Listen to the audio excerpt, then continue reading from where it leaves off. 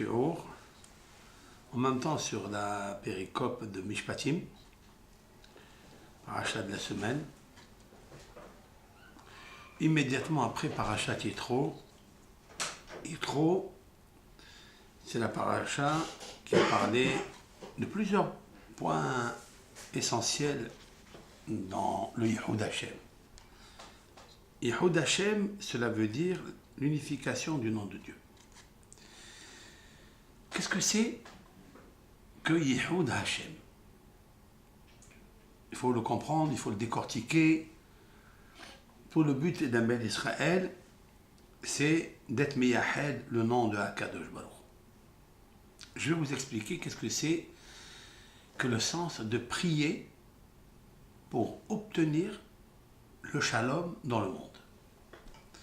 Comment on obtient le shalom dans le monde et comment on obtient le shalom d'abord pour soi-même. Ah, bien sûr que le shalom, la paix, c'est la qualité la plus essentielle pour laquelle Akadosh Baruch Hu a créé la Torah. Le but de l'étude de la Torah du Am Israël, l'acceptation du joug céleste et de l'unicité de Dieu, c'est pour attirer de lui, si on a la émouna, que Akadosh Baruch Hu te fait bouger la main, le doigt quand tu le lèves. Tout lui appartient et c'est lui qui dirige le monde. Et donc sa créature, toute créature, religion confondue, bien sûr qu'on sait et on est convaincu qu'il existe Hashem Ehad ou Shmo Ehad. Le nom de Hashem, un et lui-même, il est un. Qu'est-ce que c'est le Yehud Hashem? C'est-à-dire quand tu fais une action, une mitzvah positive, une bienfaisance, une prière, à quoi il faut penser? À quoi? Pour attirer le jackpot. Pour attirer le jackpot, c'est le shalom. Pour le Am Israël, il est dit dans le traité Oktzin, c'est-à-dire la dernière Mishnah, l'enseignement de la Mishnah, la Torah orale, Amar Rabbi Yoshua ben Levi, on a terminé avec un Rav, Rabbi Yoshua ben Levi. Ce Rav, que je cite, il fréquentait Eliyahu Hanavi régulièrement.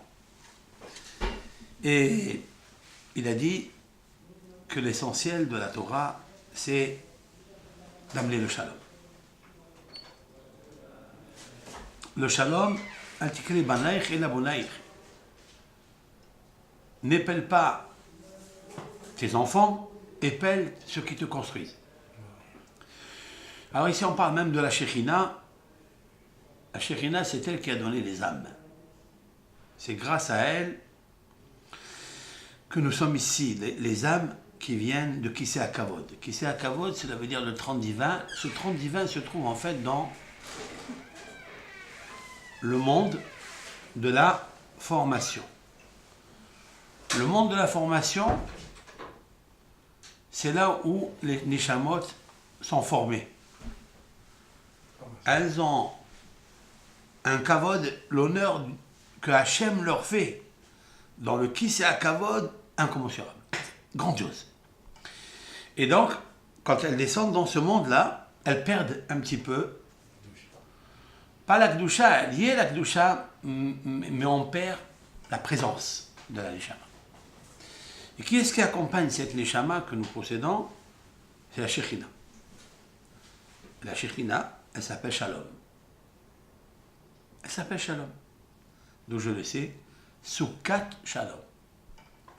Soukat Shalom, c'est le pavillon de la paix.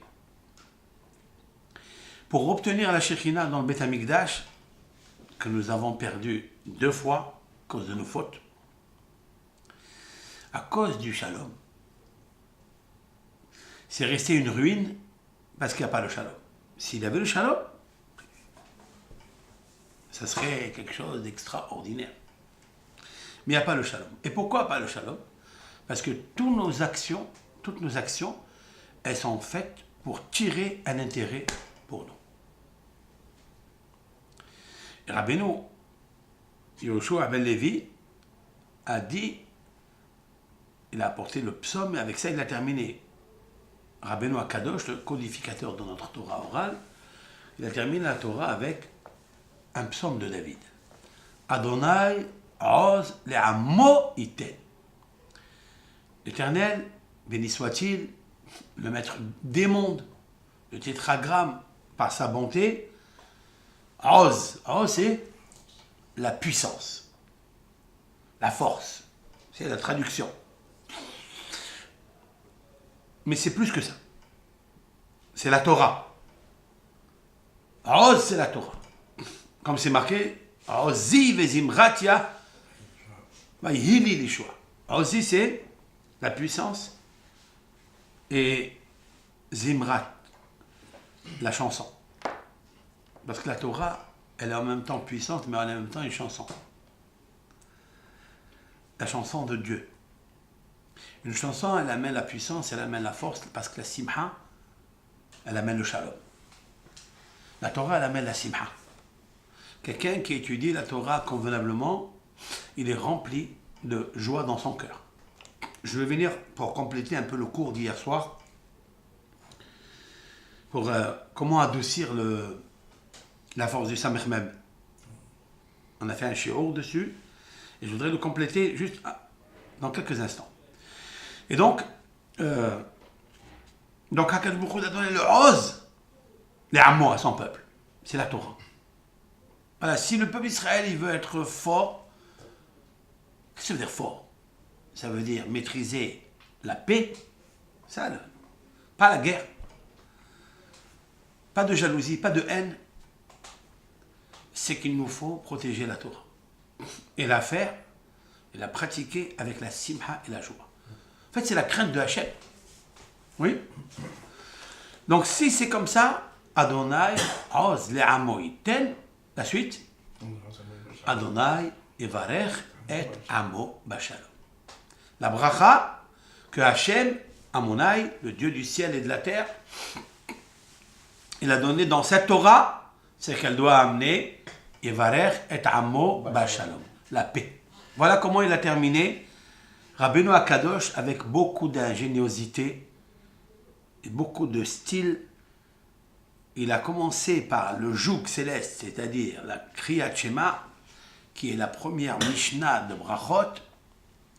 Première Mishnah de Brachot, c'est à partir de quel moment nous pratiquons la lecture du schéma, qui inclut, le schéma, il inclut deux choses. Il inclut l'acceptation du joug céleste, c'est-à-dire Yehoud à Elohim, l'unicité de Dieu. Que ça! On va voir comment on arrive à ça. Et la deuxième, l'acceptation des mitzvot de la Torah. Si le peuple d'Israël, il prend le Oz, il a la bracha. Alors vous savez que le mot Oz, il est écrit Aïn, Zaïn. Non. David Amelech, le roi David, quand il a écrit, regardez dans le psaume, quand il a écrit Oz, il a écrit Aïn, Zaïn. Pourquoi? Normalement, il devait prendre aussi la lettre Vav. Il a enlevé la lettre Vav. Il a marqué Aïn, Zaïn, Oz. Pourquoi?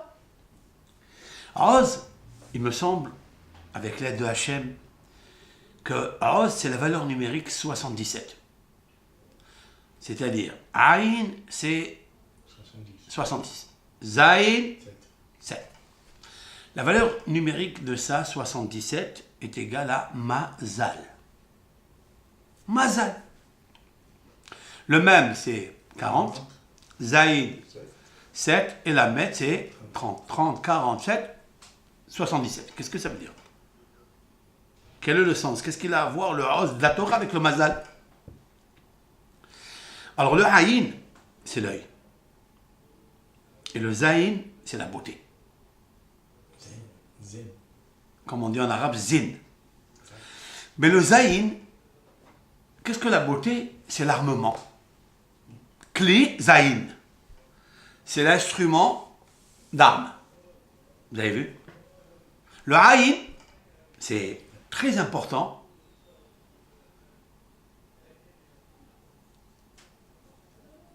Le Aïn, je crois que c'est l'essentiel même que Akadosh Baruch Hu a créé l'œil, ces deux luminaires que nous possédons, l'œil droit, l'œil gauche, comme si l'œil droit c'est le soleil et l'œil gauche c'est la lune. C'est pour ça que toujours l'œil gauche il est plus faible, l'œil droit il est plus fort. Vous voyez, c'est le soleil et la lune. Akadosh Baruch Hu, de la même façon qu'il a créé la création avec deux grands luminaires que nous connaissons, le soleil et la lune, les autres on les connaît moins. Mais le soleil et la lune, on les voit tous les jours, on voit tous les soirs. Notre œil s'est habitué à ça. Dans la Torah, il y a deux luminaires. Notre mazal, c'est pas seulement la Torah écrite, qui est le soleil, qui est écrite par Moshe Rabbeinu, mais il y a aussi le Talmud. Le Talmud, c'est la lune.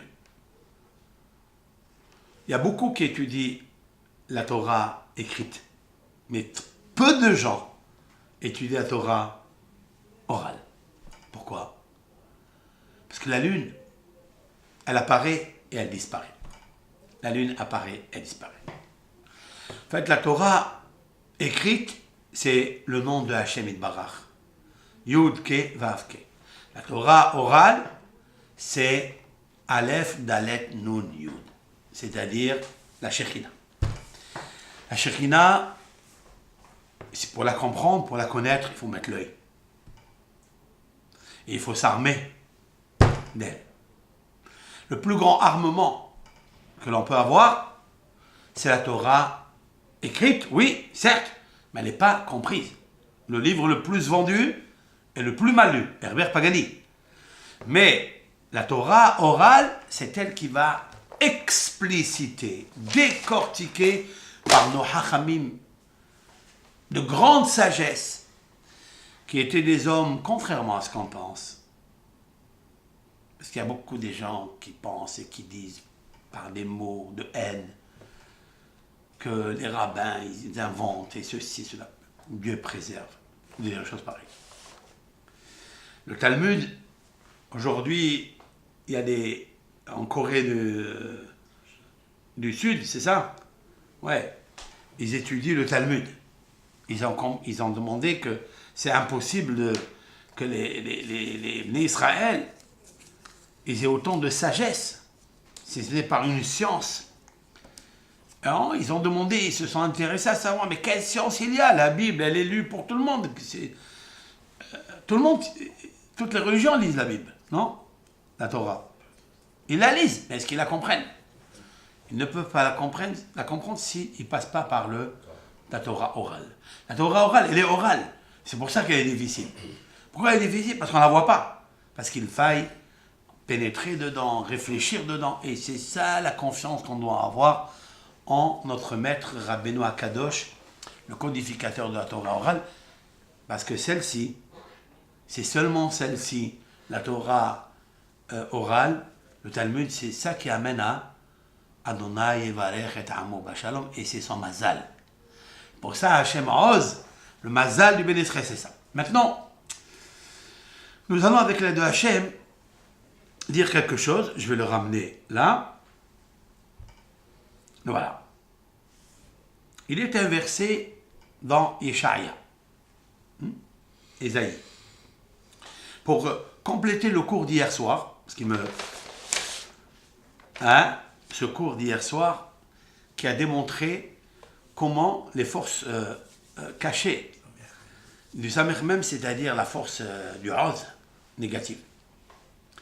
L'Éternel a créé cette force qui nous empêche de le connaître. C'est ça notre mérite. Et nous avons terminé hier avec cette Gemara, enfin ce passage de la Torah, que Moshe Rabbeinu est rentré dans le Harafel, oui, dans le brouillard. En fait, c'est quoi le Harafel? Nous avons dit, Harafel, c'est en fait la Shekhinah. Parce que c'est la même valeur numérique que la Shekhinah. Et avec ça, j'ai dit que mon cher Rabbeinu, il a guéri de la lèpre. Parce qu'il a Safa, c'est la même valeur numérique, Safa. Et en fait, c'est plus que ça.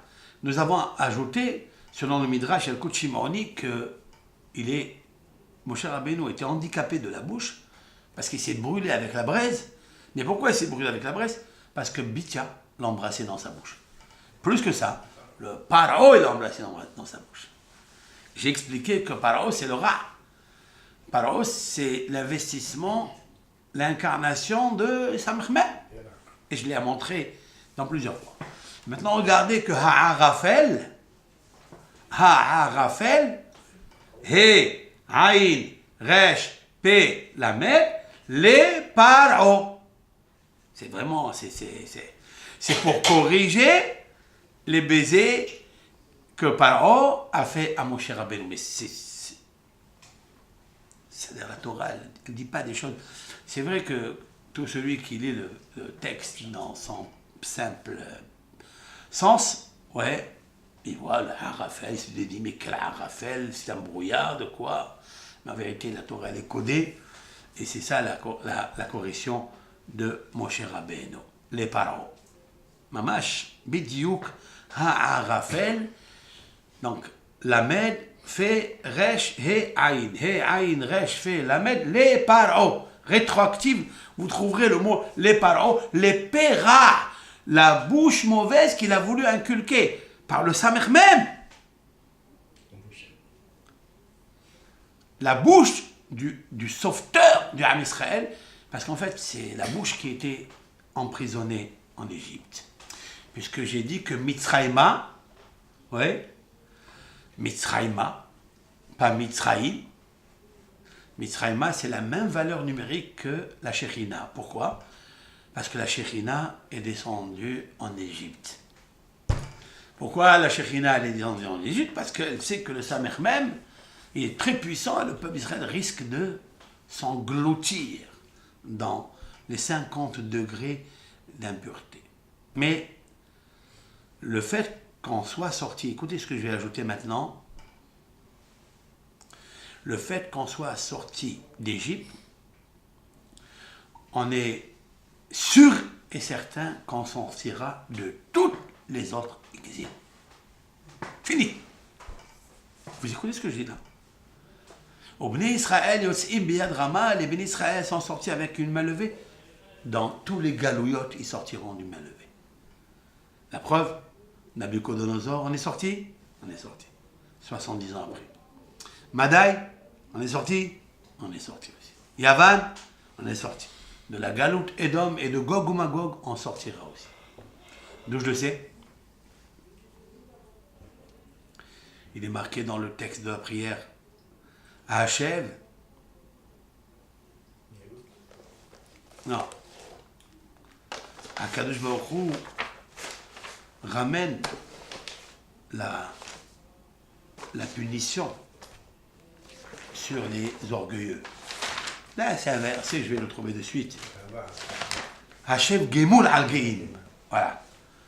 On dit à Hachev Itbarach, Hachev fait retourner Gemoul. C'est quoi Gemoul? La punition. Al sur Geim, les orgueilleux. Qu'est-ce que ça veut dire? Akadosh Baruch Hu, il a dit Rabbi Shimon bar Yochai que l'Éternel, il va faire ressusciter Nabucodonosor, Sancheriv, Haman, Paro,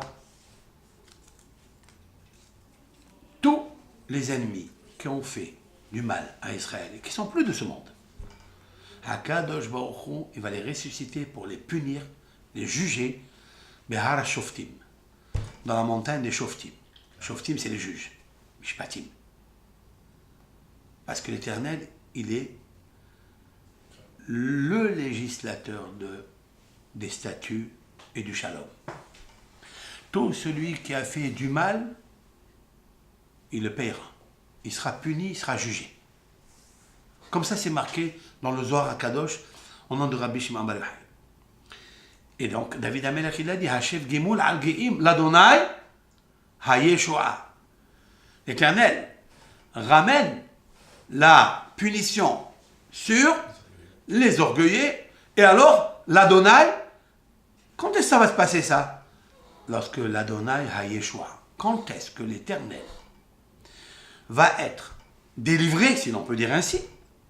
Seulement lorsqu'il ramènera la vengeance sur les Géhim, les orgueilleux. Je me suis dit, mais quel Géhim, de quoi s'agit-il?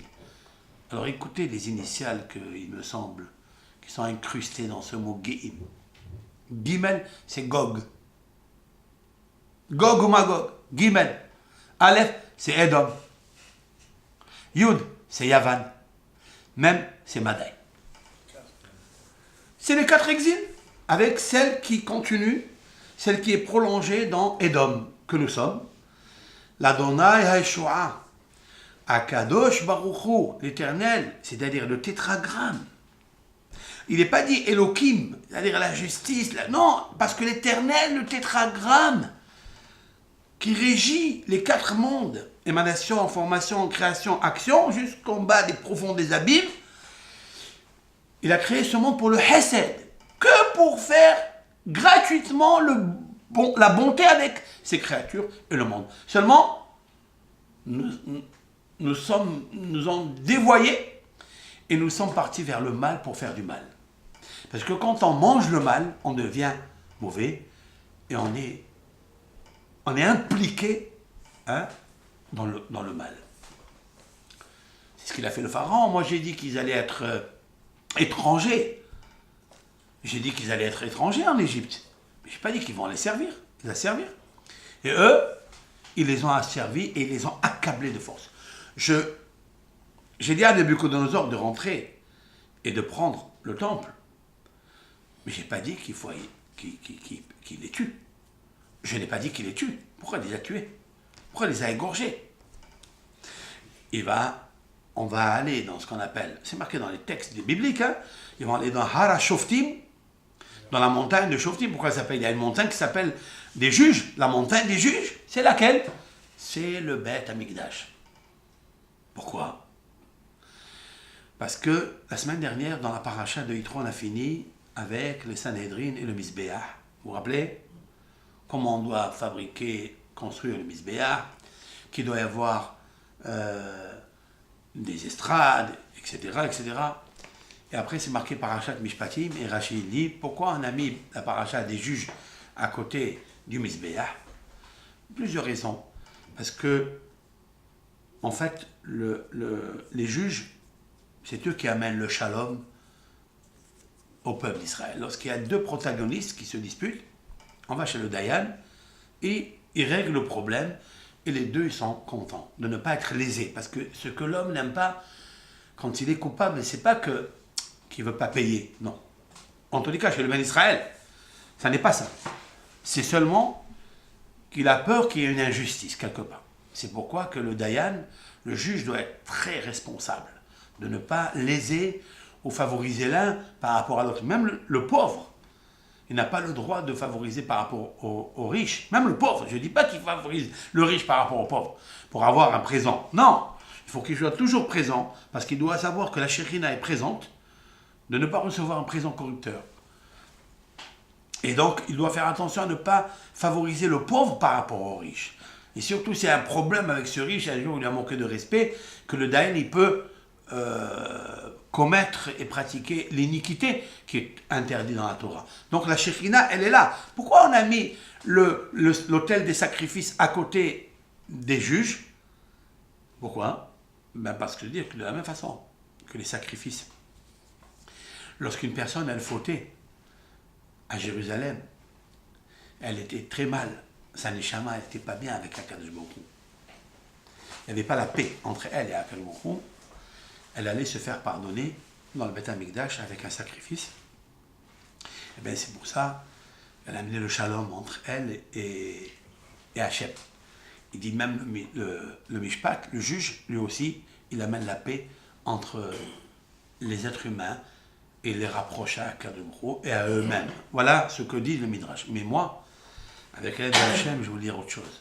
Dans le sens que je parle maintenant, c'est que Akadosh Baruch Hu, il va amener les shoftim, il va amener les juges, à Har HaShoftim, dans la montagne des juges, pour juger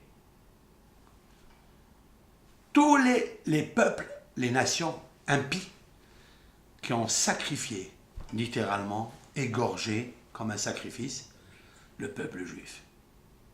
C'est vrai que le peuple juif a eu la kapara par le misbéah, par l'autel des sacrifices. Vous savez, quand on prend un ben Israël, on le tue comme ça gratuitement.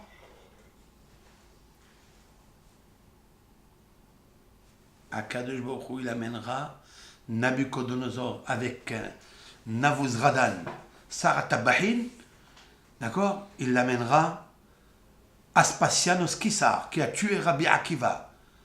Il les amènera, il les jugera devant tout le monde.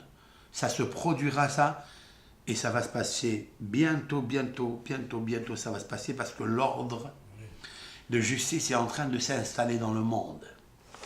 Oui. Voilà pourquoi le Misbéah, le tol des sacrifices, est à côté de la Parashat Mishpatim, parce que Ve'el et à Mishpatim, je viendrai et je ferai les jugements.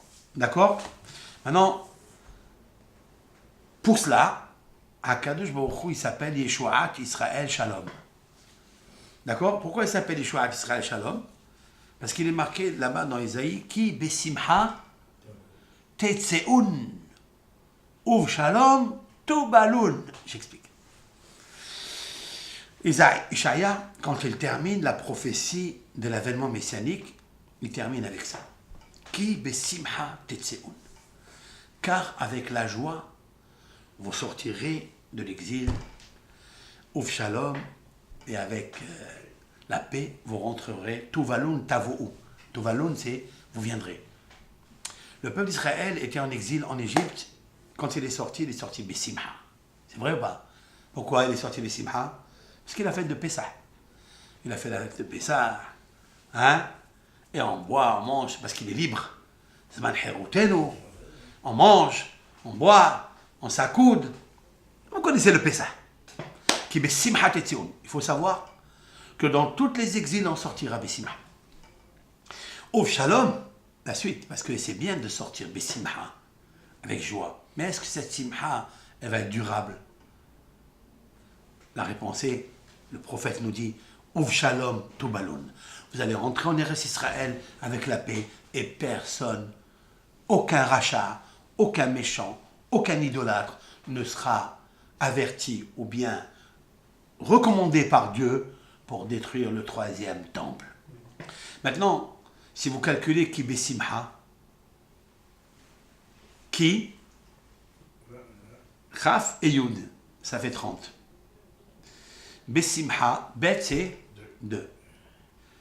Après, vous avez le Shin, ça fait 300, 302. Je suis donc maintenant à 332. Oui. Même 40, 372. Het 380. He 385. Nous revenons à un chiffre que nous avons développé, décortiqué dans sa puissance théosophique nucléaire. Avec quel mot on sortira? Ki Besimha. Voilà pourquoi Rav Nachman de Breslev et tous les tzadikim qui ont commencé par Moshe Rabbeinu. Moshe Rabbeinu, il a dit dans Parashat Kitavo Bechukotai, là où il y a 98 malédictions. Pourquoi nous avons reçu ces malédictions? Tahat, voici la phrase qu'il a répétée Moshe.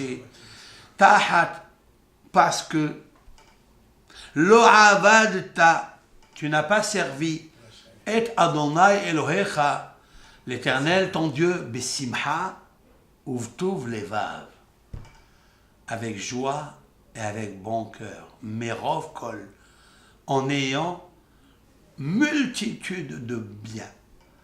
Tu avais la richesse, tu avais ton pays, tu avais ta terre, chacun vivait sous son cocotier et son vignoble. Tu avais tout.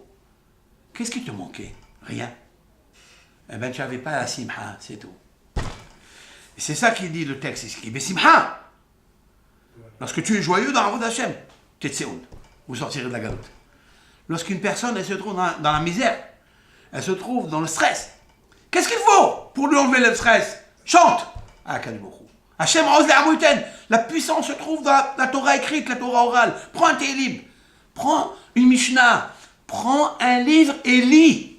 Écoute un shiur. Ça ne suffit pas. Je dirais toujours qu'un cours ne suffit pas pour gagner le concours. Tu auras toujours recours à crier au secours. Je vais vous la faire court. C'est les cours de Torah que tu étudies toi-même. Là, toutes les circonstances atténuantes, tu peux les atteindre. Ça veut dire que n'importe quel matzav, situation où tu te trouves, sache que tu gagneras le pari. Pourquoi? Ki besimha tetseun. Uf shalom tobalon. Tu rentreras chez toi à la maison, beshalom. Dans ce monde-là, là je vais rentrer dans autre chose. Si on veut quitter ce monde, beshalom, si tu veux le quitter, beshalom, quitte le besimha. Travaille la simha dans ce olam, et c'est ça qui est besimha. Qui est besimha, valeur numérique 385. 385, c'est la puissance nucléaire contre le Samer même, Aleph Lamed, dans sa valeur numérique théosophique nucléaire, quoi. Déployée. Samer, même, Aleph Lamed, dans la valeur de tout cela, toutes ces lettres, est égale à 385. Qu'est-ce qui peut le gagner? C'est la Shekhina. D'accord. Qu'est-ce qui peut l'étudier? C'est l'étude de la Torah. Safa, l'étude de la Torah. Oui. Mais qu'est-ce qui peut le gagner le plus? Ki besimha tetzeo. Quand il a la joie, c'est pour ça que mon cher Rabbeinu, waouh, je vais vous dire quelque chose là, il est resté 40 jours. Dans les 40 jours, il y a 40 jours, 40 nuits. Oui. Ve'arba'im yom. La valeur numérique Ve'arba'im yom, valeur numérique 385. 40 jours d'études de Torah avec Akadosh Baruch Hu. Pourquoi?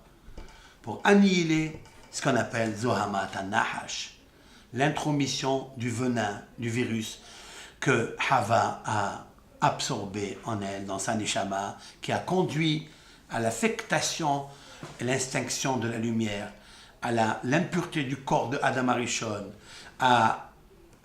au divorce de Adam Arishon avec Hava. Et c'est ce qui a entraîné toutes les galouilles jusqu'à Mitzrayim. Et de Mitzrayim, 50 jours, on revient à Har Sinaï. Et là, quand ils ont foulé le pied du mont Sinaï par leur chef spirituel, qui est Moshe Rabbeinu, il s'est mis à parler normalement, il s'est mis à connaître. C'est ça qui besimha tetseun uvshalom tobalon. Les mishpatim, il faut savoir, je vais terminer avec un hidouche. C'est marqué comme ça va très vite, hein. Ve'ele ha-mishpatim asher tassim lifnehem. Ah, la première phrase de la paracha. Je vais traduire. Ve'ele ha-mishpatim. Et voici les statuts. Asher tassim lifnehem, que tu poseras devant eux. Et puis, kitikne eved ivri sheshanim ya'avod. La Torah va nous parler de l'esclave juif qui a volé. Il n'a pas de quoi rembourser. Eh bien, il devra être esclave chez un juif. Parce qu'il a volé. Comme c'est marqué dans le texte, s'il n'en a pas de quoi rembourser, Venimkal Bignebato, ben il se vendra à cause de son vol. Lorsque vous prenez le Zohar HaKadosh, sur toute cette paracha-là, ça serait très intéressant un jour de faire un cours sur cela. Il dit que tous les mishpatim de ce monde, ils viennent pour réparer les actions, les dettes que tu avais avant.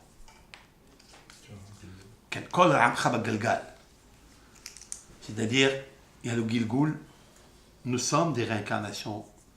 À partir de la destruction du premier temple, toutes les neshamot qui naissent, ce sont des neshamot qui sont revenus dans ce monde pour réparer leurs actions. pas seulement les réparer, les embellir. Embellir les mitzvot qui n'ont pas été faits bessimha, qui n'a pas eu la avodat Hashem, le service divin convenablement. Nous devons apprendre. Le Harizal a écrit que même un grand sadique qui a étudié la Torah, il ne pourra pas retourner tranquillement, Beshalom Tubaloun, rentrer en paix dans son faisceau lumineux d'où son âme a été extraite, s'il n'a pas étudié le Pardes. Les 4 niveaux de la Torah. Le sens littéral, il faut qu'il le connaisse entier. Le sens allusif, le sens allégorique et le sens ésotérique. Il faille qu'il le connaisse par cœur. C'est marqué dans le Harizal. Bien sûr, ça nous dit, mais attendez dans cette période, dans cet exil où nous sommes, attends qu'on connaisse un peu le Humash, la paracha, apprendre l'alphabet. De quoi je parle là? C'est vrai? Non, c'est pas vrai. Chaque Ben Israël, dans son domaine, son niveau, il est venu ici pour réparer quelque chose. Et tant qu'on ne répare pas, comme par le biais de la bonté de Hachem, quand il te voit revenir par ta neshama, quand elle quitte ce monde, elle n'est pas tellement smeha, elle n'est pas tellement joyeuse. Parce qu'elle a fait ici des péchés et qu'elle n'a pas réparé, elle n'a pas fait teshuva. Combien de manques dans les halachot Shabbat? Combien de manques dans le Lashon Hara? Combien de manques dans la joie des mitzvot? Combien de manques dans la tzniut? Combien de manques et combien de manques et combien? Elle n'a pas réparé. Quand elle quitte ce monde, elle ne quitte pas Bessimha. On ne peut pas accomplir sur elle qui Bessimha tetseun ou b'shalom tubaloun. Si tu veux rentrer en paix dans ton faisceau lumineux qu'on appelle Tzoror HaHaim, là où tu vas vivre éternellement, il faut que tu sors d'ici Bessimha. Alors tu ne sors pas Bessimha. D'accord? Qu'est-ce qu'il fait à Kadosh Baruch Hu par sa bonté divine? Parce qu'il est miséricordieux. Il t'amène dans ce monde et il amène sur toi des châtiments pour l'épuration et pour purification de ton âme. Voilà, c'est tout. Il faut le savoir, ça. C'est pour cela que quand tu as du mal, tu as des problèmes financiers, tu as des problèmes de zivoug, tu as des problèmes que tu n'arrives pas, tu es inquiet, tu n'es pas rassurant, etc. Toutes les problématiques que nous rencontrons dans nos couples, dans notre contrainte professionnelle, etc. Il faut savoir que tu dois réparer quelque chose et tu dois ajuster ta personnalité. Tu dois connaître qui est ton âme pour accepter avec joie que tout ce que fait Akadosh Baruch Hu maintenant pour le bien. Pourquoi il te le fait? Parce que sache que tu as des dettes et tu dois t'embellir, te rendre beau, ta neshama belle, que quand tu rentres à Olam Haba, besimha tetseun min ha'olam hazeh, tu sors de ce monde avec joie, uv shalom tubaloun, et avec la paix, tu rentres. C'est pour ça que c'est marqué Yavo Shalom, Yanuho al Mishkevo Tab. À toujours quand une personne qui a disparu, les dernières lectures que l'on lit avant de fermer le cercueil et de le rentrer dans sa dernière demeure, qu'est-ce qu'on dit? Yavo Shalom, Yanuho al Mishkevo Tab. Que la paix vienne et qu'elle repose avec eux. Qu'est-ce que ça veut dire? De quelle paix il s'agit? Cet homme-là, s'il a travaillé Bessimha, Kadosh Baruch Hu, dans la Avodat Hashem, dans les mitzvot positives, s'il s'éloignait avec joie, parce qu'il sait qui est sa Kadosh Baruch Hu, il faut savoir qui est Kadosh Baruch Hu. C'est pas grave si tu es tombé une fois, 2 fois, 10 fois, 1000 fois, tu es tombé 1000 fois, c'est pas grave. Garde la Simha. Tant que tu as la Simha, tu peux récupérer. Tu as fait une Avera terrible, ouais. Tu vas t'angoisser pour ça. Ton âme, elle n'est pas heureuse, elle n'est pas béchalom. Elle n'est pas en paix. Même le roi David, il a dit En shalom ba'at samay mipnei hattati. J'ai pas de paix dans mes os à cause de ma faute. Il a dit ça. C'est David Ameler, le roi tzaddik, le grand tzaddik David Ameler qui a fait structurer le pilier de la teshuva dans le monde. C'est David Ameler.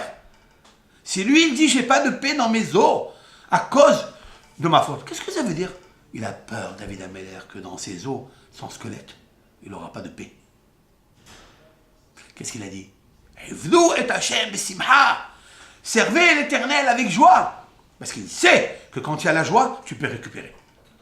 La simha, c'est quelque chose de grandiose. Et donc voilà ce que le Zohar dit. Maintenant, je voulais inscrire ça dans les premières phrases du texte. Ve'ele hamishpatim. Et voici les sentences et les jugements et les statuts. Si tu vois sur toi se déverser des statuts, tu dis waouh. Et les gens ils disent regardez combien il est puni celui-là, combien il est. Il a honte, miskin. Quand il lui arrive l'échec, il lui arrive des échecs, les gens ils disent Elia Mishpatim, regardez les jugements qui s'abattent sur cet homme-là. Son voisin, sa voisine, sa cousine, son frère, ça. Asher Tassim Lifnehem. Il faut que tu saches que ces jugements-là, c'est pour réparer ce qui est avant dans une vie antérieure. Asher Tassim Lifnehem. Tu n'as qu'à les poser, tu n'as qu'à les relier avec ce qui est arrivé avant dans tes actions avant. Et ces actions ne te quittent jamais, tu dois les réparer, les embellir. Comment on les embellit? Ve'ele. Ve'ele. Ve'ele, les initiales. Laïhoudim haïta ora ve'simha. Lamed, laïhoudim, c'est un passage qu'on dit quand? Chodesh Adar. Bientôt. On va annoncer ce Shabbat. À Purim. La Megillah. Haman, Aracha, il a voulu amener une Gezerah Ra'a sur le peuple d'Israël, tuer tous les enfants juifs, hommes, vieillards, bébés, tout. Qu'est-ce qui s'est passé après? Qu'est-ce qui s'est passé après?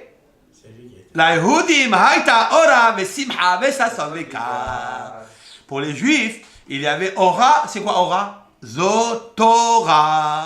Hachamim disent Ora, c'est Torah. Vesimha, Brit Mila. Ça veut dire quoi? La Yehudi Maïta Ora Vesimha. Lorsqu'ici dans ce monde tu acceptes, oui, avec joie ce qui t'arrive, parce que tu dois savoir que Akadosh Baruch Hu, il est grand. Et si tu as des châtiments, mais il est à Mishpatim, alors tu n'as qu'à toujours les poser et les superposer. Asher Tassim Lifnehem. Il faut que tu dises, aïe, aïe, aïe. Dans une vie antécédente, même pas dans une vie antécédente. Ici, quand tu étais jeune, qu'est-ce que tu as fait? Quand tu étais adolescent, qu'est-ce que tu as fait? Avec qui tu fréquentais? Qui t'a enseigné des choses mauvaises? Tu le sais. Alors tu fais tchouva sur ça. Et si tu fais ça, tu vas acquérir une qualité qui s'appelle Eved, un serviteur Ivri, comme Avraham Avinu. Avraham Ivri. Parce que Ivri, ça veut dire envers. Tu sais que tout est de passage ici. Sheshanim Ya'avod, tu travailleras 6 ans. Ça veut dire l'homme, il a 70 ans de vie. Il travaillera Sheshanim. Pendant 6 ans, il travaillera 60 ans, il travaillera Hachem au Bacheveit. Et la 7e année, c'est-à-dire les 10 ans des 70 ans qui atteignent 70 ans, Yetze la Hofshi Hinam. Il sortira la Hofshi, c'est-à-dire Hofshi, libre de son Yetzerara. Parce qu'il aura le Shalom, il aura la Simha, il aura tout, Be'ezat Hashem. La Hofshi Hinam, c'est quoi Hinam? Gratuitement. Mais Hinam, c'est la même valeur numérique que Gehinam. L'enfer, tu sortiras libre de l'enfer. Tu sortiras libre de l'enfer. Vous avez vu la quintessence qu'il y a renfermée dans 2 versets, seulement 2. Nous pouvons les traduire au sens, au degré ésotérique. Je répète et je termine. Ve'ele hamishpatim. Si tu vois dans ta vie qu'il y a des mishpatim, c'est dur, c'est trop fort. Non, c'est que de la bonté, ça. Accepte-les avec joie, Asher tassim lifnehem. Il faut que tu saches que c'est à cause de tes fautes antérieures, soit dans une vie maintenant, soit dans une vie antérieure, dans une galoute avant. Comment on répare ça? Besimha. Car la valeur de Ve'ele, et voici, d'accord? Laïhudim, Haïta, Ora, Vesimha. Pour les Juifs, il y avait la Ora. Ora, c'est la lumière. Comment on reçoit la lumière? Par l'étude de la Torah. Et qu'est-ce qu'elle donne, cette étude de la Torah? La Simha. C'est le Haïka. Alors, qu'est-ce que tu veux acquérir avec ça? Akadosh Baruch Hu, il veut que tu sois un Eved Ivri. Il veut que tu sois un esclave juif. Pas un esclave juif d'un patron. Un patron ne doit pas exister pour toi. Le seul patron, le patron avant tout, lui, Akadosh Baruch Hu, qui t'aime. Sers-le, sois Eved, Ivri. Ivri, ça veut dire, sache que tu es de passage dans ce monde. Sois comme Avraham Avinu, que le monde entier était d'un côté l'idolâtrie, les mœurs de Sédom, Palaga, les constructions de Babel, l'orgueil, Nabucodonosor, Nimrod, tout cela, ils ont voulu construire la force, la puissance. Et lui, il disait, Allah, je sers que Akadosh Baruch Hu, avec une petite tente, en attente de recevoir la Shekhinah. Qui t'ikne, tu achèteras. Qui t'ikne, que tu sois un esclave juif. Et un esclave juif, on le reconnaît. Ivdu et Adonai besimha, bo'u lefanav birnana, de'u ki Adonai hu Elohim. C'est un psaume que nous lisons. Servez l'Éternel avec joie, amenez-lui un cadeau et une offrande, car il est ton seul créateur qui t'a nommé dans ce monde. Si tu travailles 6 ans, alors à ce moment-là, au Bachévéit, la 7e, 70 années, tu sortiras avec l'aide de Hachem, Yetse, la Hofshi, gratuitement, en paix, en liberté, Hinam du Gehinam. Il n'y aura pas pour toi le Gehinam. Et même ici, dans ce monde, une note pour le Shabbat. Si quelqu'un il travaille 6 jours de la semaine et le Shabbat il se repose, pourquoi? Parce que le Gehinam, en haut, le Zohar Kadosh dit Eteta.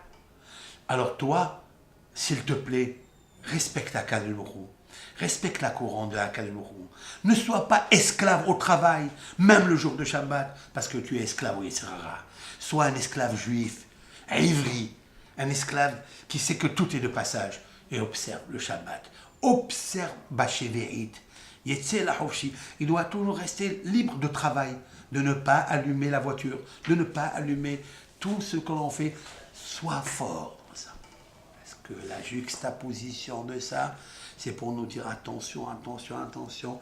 Si tu as aujourd'hui des mishpatim, tu as des statuts qui se déversent sur toi, tu as des empêchements, tu as des tsarot, des mauvais malheurs, etc. Sache, Asher tassim lifnehem. C'est ce qui s'est passé avant. Qu'est-ce que tu as fait avant? Et qu'est-ce que tu as fait avant? Shevéi, le Shabbat. Fais attention au Shabbat. D'ailleurs, Bereshit, c'est la dichotomie. Yareh et Shabbat. Regardez dans Bereshit, vous avez 6 lettres, oui? 6 lettres. Tu as le Shin? Oui. Tu as le Bet? Oui. Tu as le Tav? Shabbat. Qu'est-ce qui reste? Yud, Resh, Aleph. Yareh. Vénère, Yira. Yira, la vénération. Crains, Shabbat. Crains Shabbat. Il y a 6 lettres. Shechet, Shanim. Shechet, c'est 6 jours. Toujours les 6 jours de la semaine. Hachem m'a donné 6 jours de la semaine. Travaille les 6 jours de la semaine, mais travaille dans ta tête. Pas seulement le travail physique. Dans ta tête, tu dois dire Yareh Shabbat, Bereshit, Bereshit, Bereshit, Yareh Shabbat, Yareh Shabbat, Yareh Shabbat. Voilà pourquoi le mot Bereshit, c'est pas au début, au commencement. Parce qu'au début, Kodem. Est-ce que vous pouvez rentrer ici Shabbat, vous pouvez rentrer ici une mitzvah de la Torah? Rien. Mais si tu dis Bereshit, c'est la sagesse. Pourquoi la sagesse Bereshit est traduite dans le Targum sagesse? Pourquoi la sagesse? Parce que dans le mot Bereshit, il y a de la sagesse. Parce qu'il y a Shabbat Yareh. Yareh Bochet, craint et la pudeur. Shabbat, c'est l'anagramme du mot Bochet. Et la honte, de ton Créateur, vénère-le et fais le Shabbat. Alors à ce moment-là, tu sortiras du Gehinnom. Tu sortiras de l'enfer que nous vivons tous les jours. Mais lorsque tu es Bessimha, quand tu seras Kajbrou Bessimha, alors Beshalom Tubaloun, tu auras toujours le Shalom dans ta vie. Kol Tov.